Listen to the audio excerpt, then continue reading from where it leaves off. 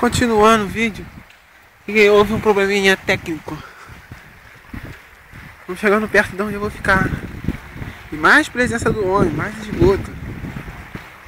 Será que daqui tem como ouvir a cachoeira? Tem uma cachoeira aqui perto. Ali a serra. Casas. Esse barulho de moto que vocês estão ouvindo é a própria estrada Rio Santos.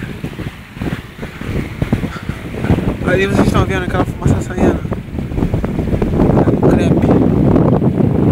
Mas uma usina federal. Do governo. Macumba. Olha. Aqui dá muita macumba. Pode ver ali. Banco. Marisco são essas coisinhas aqui. Vocês estão vendo. Mas aqui já foram abertas todas.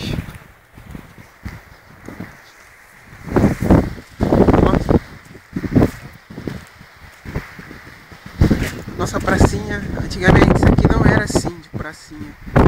Era horrível. Tinha um campo de futebol jogado. Aqui todos vinham jogar bola. Ali em cima vocês podem ver a cachoeira.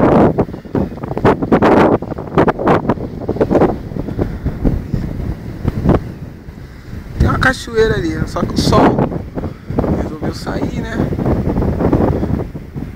Para brilhantar nossa filmagem.